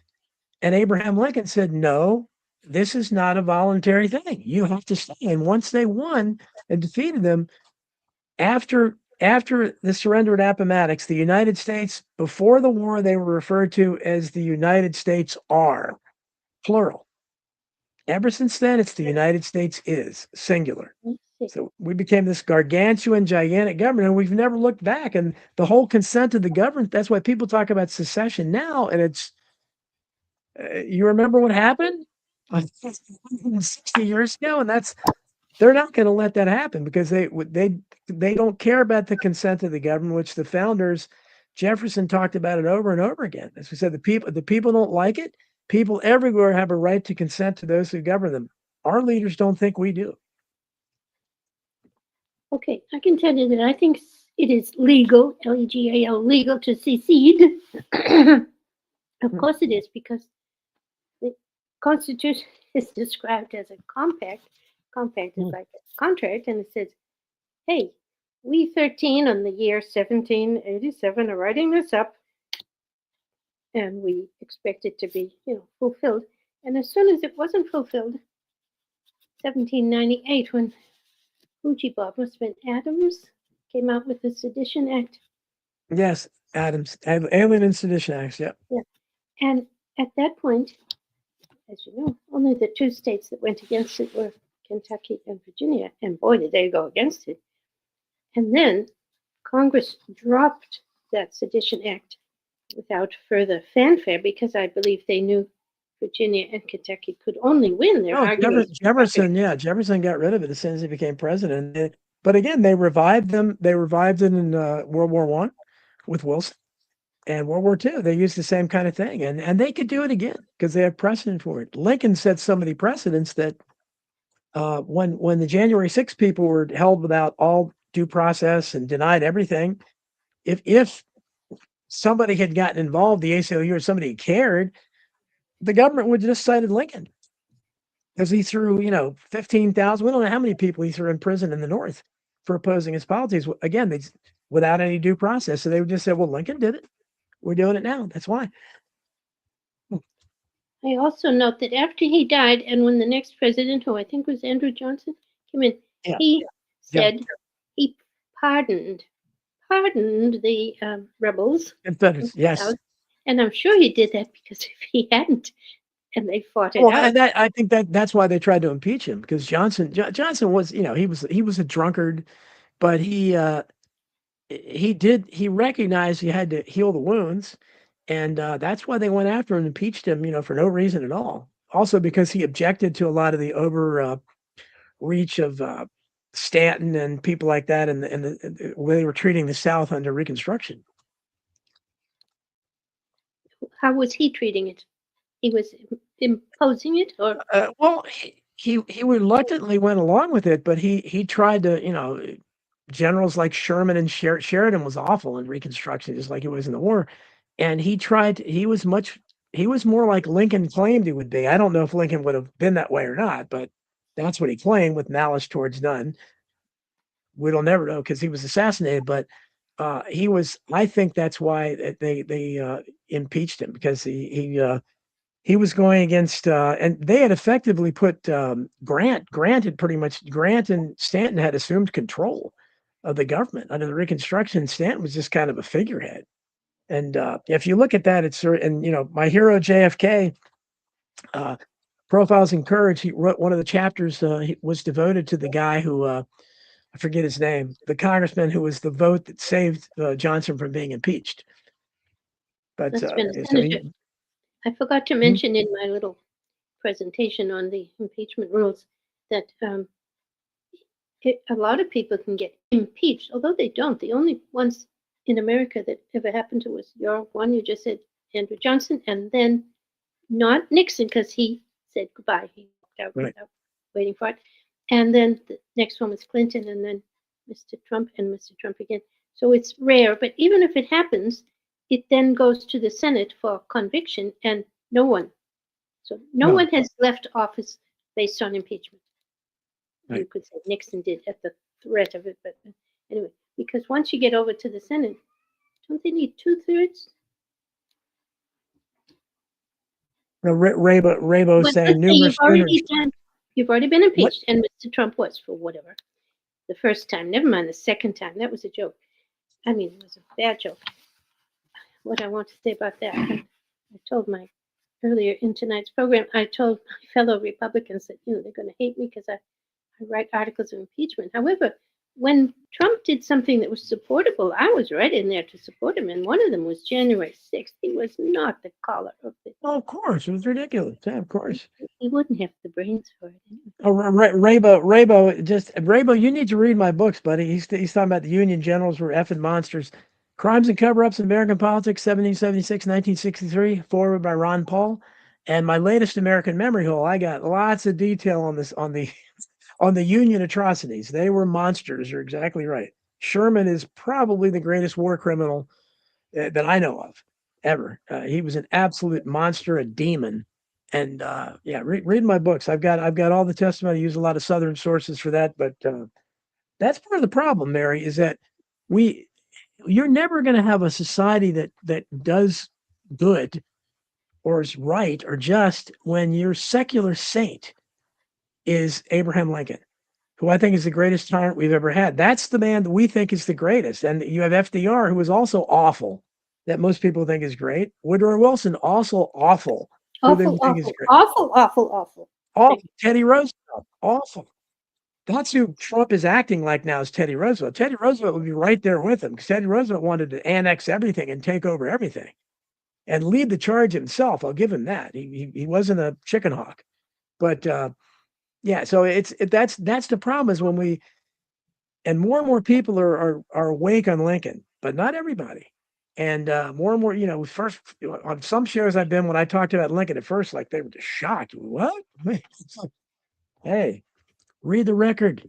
Read the record. It is what it is. But and so much of what we're talking about today is because of the precedents that Lincoln set. Lincoln did so many terrible things when he was president, suspending the writ of habeas corpus, throwing untold thousands of people in prison for no reason at all.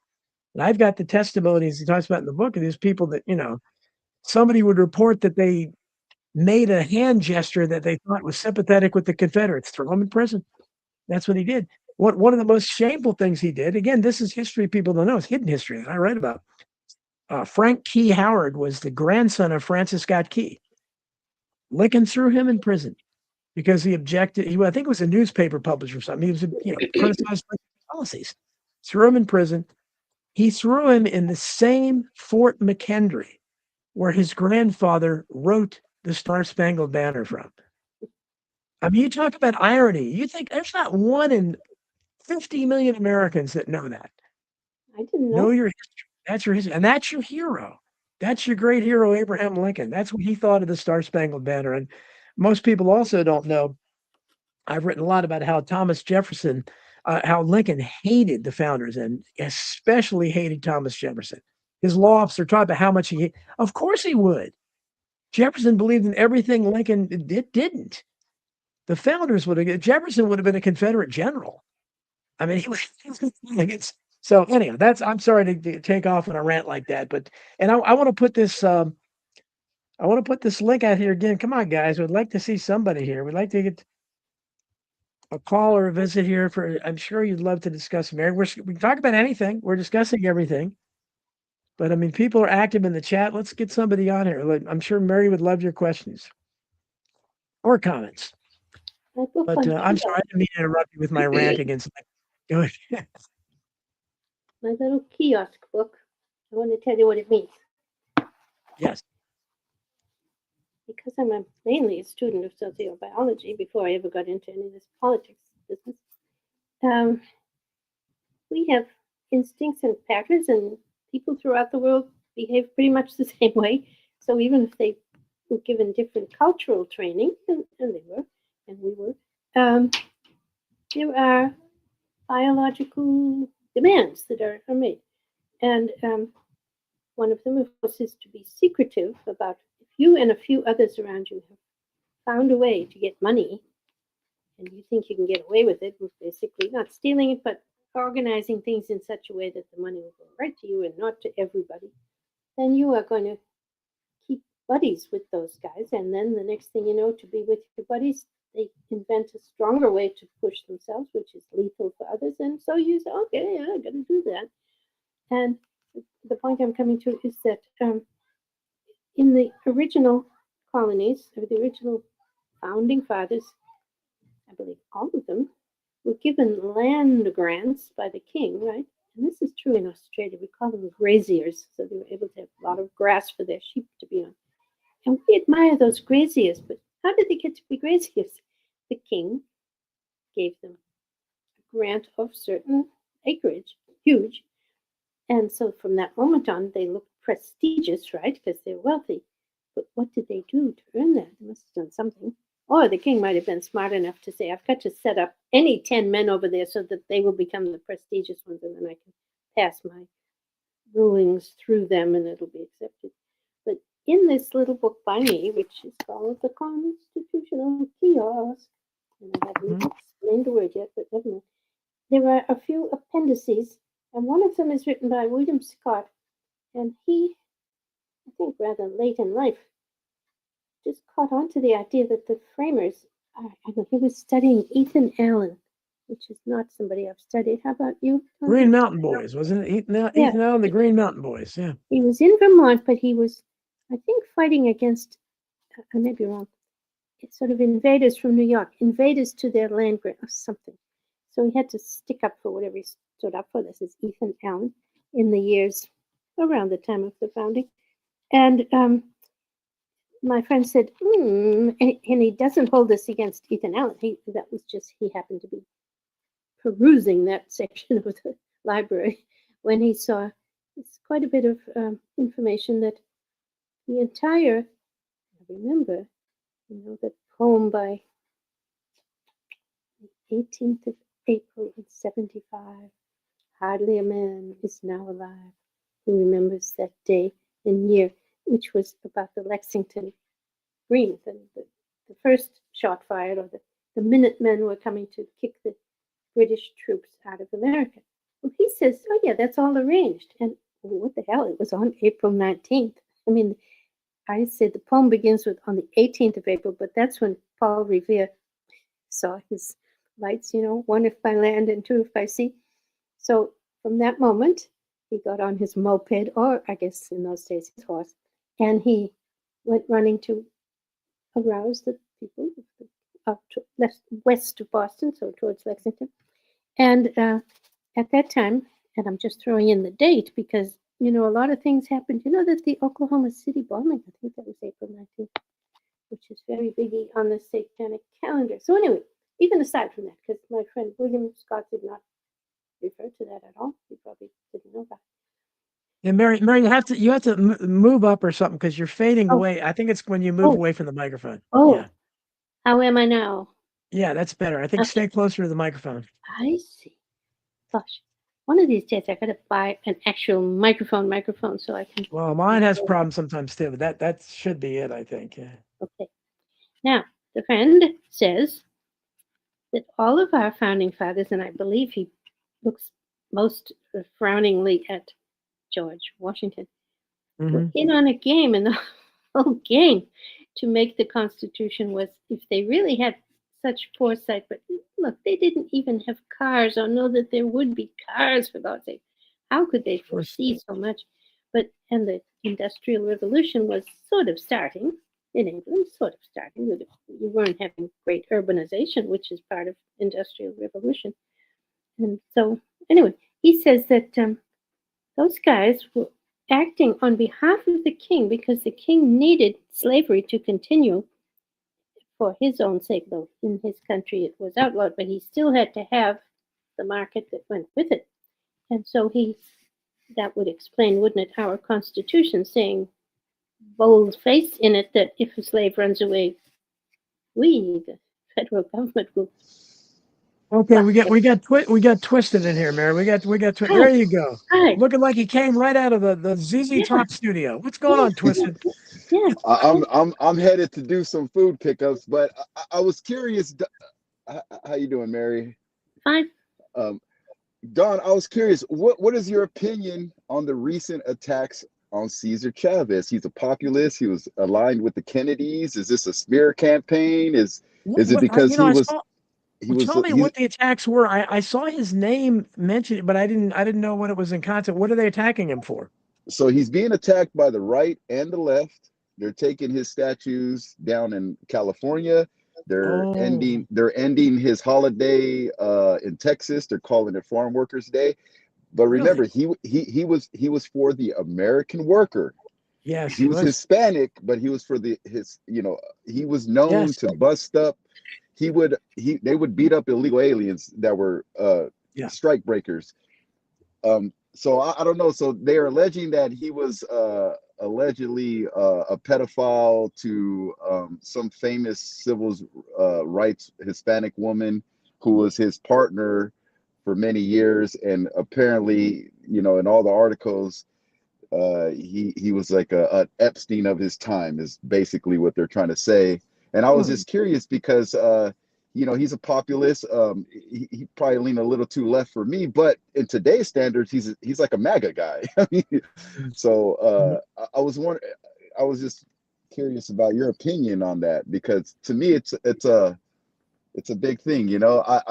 I told you how I'm always talking about Tupac, and I said there was like a reverse, where they start taking down heroes of even the minorities now. Is it Right. Right. possible that he's one of these Yeah. guys who, I'm Mexican and white, so I understand the difference between a Chicano and a Mexican. And if I go to Mexico, I'm not a Mexican to these people. I am an American.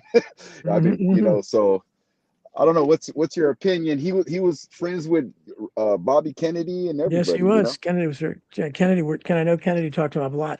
Yeah, I mean, he's certainly when I was young, I was a far leftist, and I'm still far left on a lot of issues. But yeah, so I'm generally disposed to anybody that's for workers' rights. I tend to agree with, and I know his opinions on illegal immigrants, and I think that's probably, I would imagine, this attack on him is probably triggered by that. I would guess. I don't know about him being a pedophile. Like, again, this is who knows. I mean, I don't I doubt that's true, but you got to remember what a different world it was back then too. I mean, I don't know what they're talking about, but back then, adults with teenage girls happened quite a lot. And Elvis look at all. Presley. Yeah, well, look at. I mean, yeah, Elvis Presley. Priscilla was 13 when he first fixed on Jerry Lee Lewis married his 13-year-old cousin. Ted Nugent. So yeah, Ted Nugent wrote, I guess, Jailbait. And how many songs do you have about 16 Candles, Only 16, Sweet 16, Happy Birthday, Sweet 16? All of that's celebrating statutory rape in most states, right? 16, but that's you remember the Beverly Hillbillies, great show, Uh-huh. one of my favorites, still holds up well. Granny would constantly joke about Ellie Mae being a spinster because she's pretty near 16 or something like that. It's like, what? So that was the reality, especially down south. So I doubt very seriously that he was a sex traffic anyone, but they don't want anybody. It's not left or right. They hate workers. They hate workers for the fact unless they can get them. The reason they love illegal immigrants is because they can get them cheaper. That's why they like them. And as I pointed out in my book, Survival of the Richest, you had a couple cases. There was one pizza place, I think in Detroit or somewhere, that employed a whole lot of illegal immigrants. And they just looked the other way, as they do most places. But then the immigrants got the idea they wanted to start a union. Suddenly, the party showed up and they were deported in short order. That's what would happen. If the illegals suddenly started demanding higher wages, if they formed like some kind of we'd support them if they started forming viable labor unions. It's never going to happen. But that they're against paying, and the more I look at it, that's the overriding issue: is that they don't want to pay the vast majority of people. About 80% of the people are not making enough to meet the cost of living. That's what it is. I was arguing today with my cable provider. It's ridiculous. Now it goes up every time I blink, and I don't know what I don't know what the solution is. And the cell phone, same kind of thing. That provider, it's just pay so much. My electric bills the last 3 months have been like double of anything I've ever had. And I don't know. And people are barely, I don't know how they expect people. My income certainly isn't going up. So I don't know how they expect it. But yeah, so I'm Cesar Chavez definitely was a kind of a populist, and I support any kind of populism. So I would look very Have you seen skeptically. have you seen his YouTube videos where he's like what he calls illegals, the WB word? Oh I'm yeah, good on did he use? YouTube. That's from He, Eisenhower. Yeah, sure, sure. yeah, Yeah, I yeah, mean, exactly. And he was I read a lot about him because, I'm Chicano. That, my grandfather, he came from Mexico, but it took him 10 years to bring his whole family. He came, he was in a work program called Brosetos or something like that, where they worked on the train tracks in the 1920s and 30s.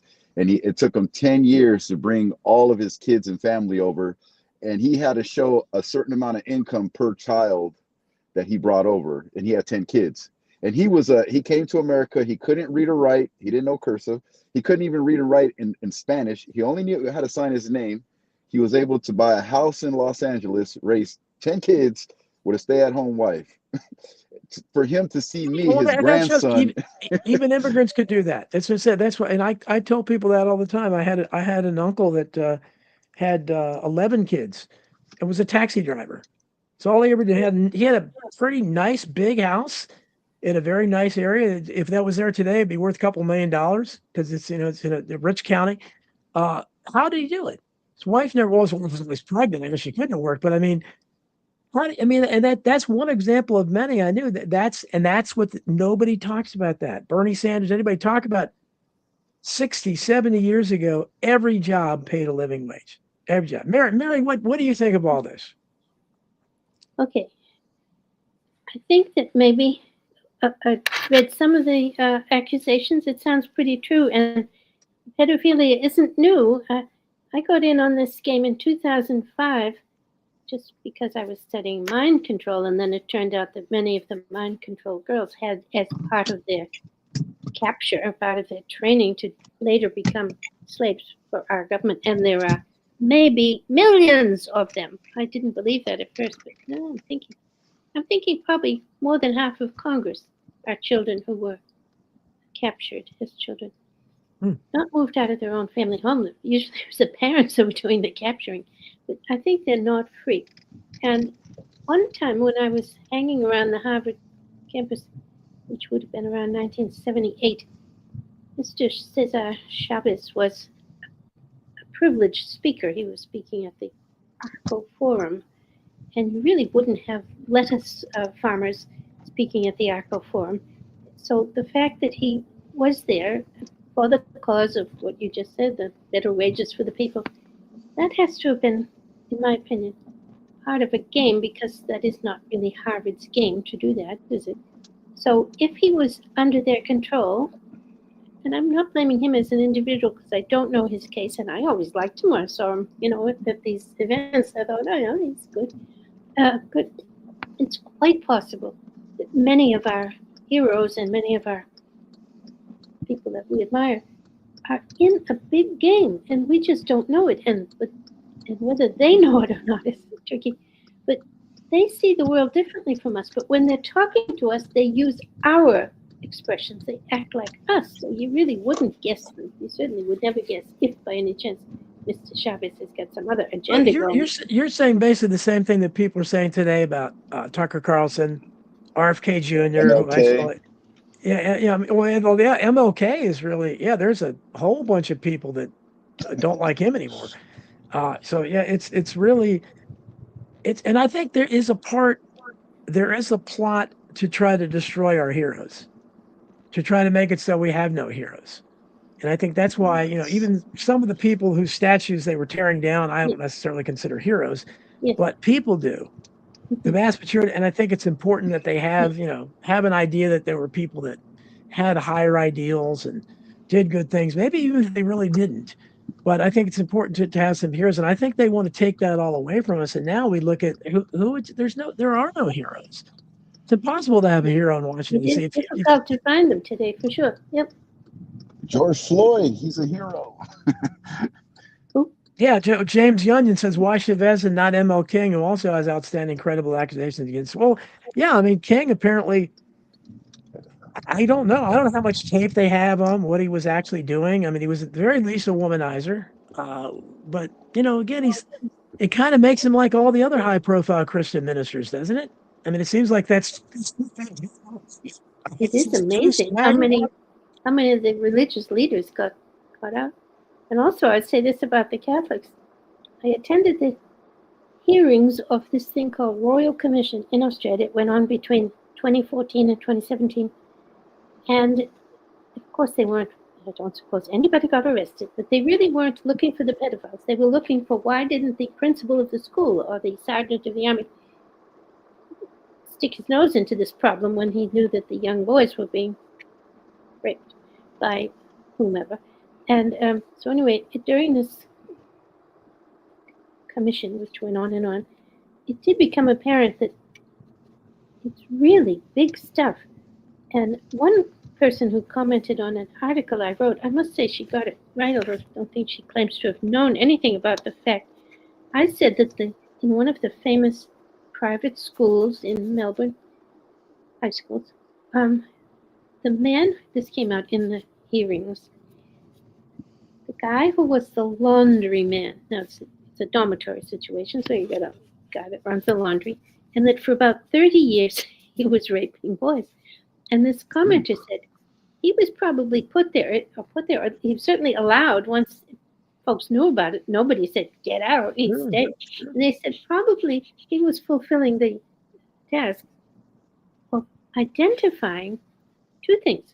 Who was a good victim and therefore could be used in a sort of vulnerable way in other things. But also, since then he would involve some older boys in screwing the younger boys, then those boys could be then chosen as suitable for doing rough things later. I just think she probably got it right, but we never pushed it. Well, yeah, we if you look at the Epstein files, and thanks to Peter Seacox, who's not in the chat today, does great research for me on this, and is sending me. I wrote part 3 on Substack today, and I'm just going through some of the files, and if you see, I mean, this is amazing. The people, Mae Brissell's name came up in the files today. Mae Brissell, who's not her directly, but she's a conspiracy legend. And Paul Krasner was her right-hand man. Yeah. Paul, who I corresponded with him years ago about. I asked him if John Lennon was obsessed with the JFK assassination. He told me he was because he was good friends with John Lennon. But Krasner was a crony of Epstein, and they're going back and forth. And it's this guy. Epstein not only could arrange meetings with the Pope. There's a reference in the files to him living at the Vatican for a period of time. Now, what is a Jewish sex trafficker doing? They have rooms to let at the Vatican, and he, what? How do you explain that? And this guy, if you look at the names, and again, the names are overwhelmingly Jewish. I'm sorry, they just are. And we have to address that. And you look, I make fun of it in there because I say, here's another one, here's another one. And it's just constant. And there's so many references to cannibalism. It's there, they make it obvious that they like to eat human flesh. I mean, it's shocking, but that's what they're talking about. I found a few more code words today. We already had pizza, pasta, grape soda, um, Maps. jerky, and now we have muffin. We found all these references to muffin. Epstein, his housekeeper says, Epstein, Mr. Epstein wants you to start making his muffins smaller. And there's another reference to getting the muffins on the airplane before their ingredients expire. I mean, it's obviously they're not talking about food. So what does it mean? I don't know, but I don't know, and I don't know why they're putting it out there for us to see, because it shows them pretty much we can see what they're doing. And we know they're never going to be held accountable. Like Catherine has spirit cooking. Yeah, there's a Maria Abramovich reference in there too of Elon Musk attending a party with her. They're all Bobby Kennedy. RFK Jr. was on and he admitted it, but it's still weird. He went on a dinosaur fossil hunt with Epstein. I mean, I guess it's better than going to Lolita Island, but they're all So in on it. I guess dinosaurs are real after all. Well, yeah, I don't. I want to give the host a promo here. If everybody goes to Substack today and looks for Don Jeffries, his article on reading through the files himself is about the hottest thing I have seen. I mean, not just hot. I don't mean hot.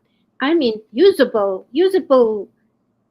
in prosecutions, because they were just so blatantly. Why would they email? I'm rather careful about what I say. Exactly. Why would you put them in part one? There was an email about. Again, I think we don't know because so many names but Trump's name is never redacted, and that's what I question. This is his Justice Department. Why is his name? And he's all these horrible accusations from young girls that. I know he wasn't the only one doing it, and shouldn't his administration, if anything, cover his name up first? But no, it's always out there. Everything they did to Trump, supposedly they tried to kill him and they impeached him, all this stuff. And not once was Epstein ever mentioned in connection with him until recently. That's the thing that I'm like, you guys could have got him in 2015. You could have ended you could have ended him in the primaries. So I don't understand what it's like. It seems like Trump played it like, look, let's just throw everything out there. There's so much info, people are going to get lost, and then they'll forget about it. Maybe that was his. Yeah, they are. I mean, I don't know how many people are reading my 3-part series, but I mean, you can. And again, Peter Seacosh, shout out to him. He's the one that did the research and got most of the stuff to me, because it's a lot to go through, and it's mind-boggling. Some of it I don't understand, but I know it's not normal. In one of the emails, when somebody tells Epstein, I give you permission to kill him, he lied to you and me too. I mean, what? I mean, how many times have you ever said that in an email to somebody? And another, I love the torture video. Somebody says it. Another one, and it's it's beyond. You have the Hillary, you have the Hunter, you have everybody just loves email crimes. Yeah, no, it makes you wonder if any of it is even true, or it's like, did Epstein actually even live? Is he a real person? That's exactly right. That's we get into the whole phony thing. Deb McCarthy mentioned earlier. How do we know that anybody's even dying in Iran? We don't know. We don't. You're right. I don't trust anything. They could be lying about anything. Take it at face value. The Epstein files, I don't know what they mean, but I do know, taken at face value, they show us that our leaders are apparently a bunch of cannibal pedophiles. So, I mean, that's disturbing, and they should be prosecuted, but nothing's going to come of it. But I don't know why they're letting us see it. We're just about out of time, though. Twisted, any final words? Thanks for coming on, and then I want to give Mary. Oh, no, Don, I appreciate you even letting me on while I'm driving. Excuse the lighting. Oh, that's great. You look great. I appreciate it. Thanks for the support. You do great work, man. And I just love to be a contrarian sometimes with you, but you're a good sport, man. Oh, I appreciate it. People are way more contrarian to me sometimes than that. That's no problem at all. I'm a civil libertarian. It rolls off my back. I just want to Mary get you Max. to listen to a Tupac song one day. That's my dream. Okay, there you go. I I'm have to just do playing. it. I'm just Mary messing with you. Maxwell, I appreciate you especially coming on with such little notice because we had a guest cancel. So thanks so much, and you're always fascinating. Any closing word? Any closing comment? And you want to give out any links? I thank Twisted for coming in. And I say again, my book, I have to come back another time to discuss it, Don. I hardly told you what's Okay, in yeah, this book. yeah. But it is available as a freebie, as are my books, on my website, which is called constitutionandtruth.com. And you hit the little menu item that says books, and there they are for the taking. You can't get a better deal than that, Mary. I Thanks didn't so know. much. You're doing good work out there. I hope one day you're successful in this system, but I appreciate you doing it. And it's always fascinating to talk to you. And so go to her website. Was it Constitution what? And A-N-D, truth. Constitutionandtruth.com, and you can't get a better deal than free. So she's giving her books away, so go for it. I appreciate it. Thanks you so much. Thanks, Mary Maxwell. Thanks to everybody in the Thank you, chat. Mary. Bye, Talk Don. to you next time. We'll talk to you tomorrow on America Unplugged, and see you next week, same time on I Protest. Thanks a lot. Thank you.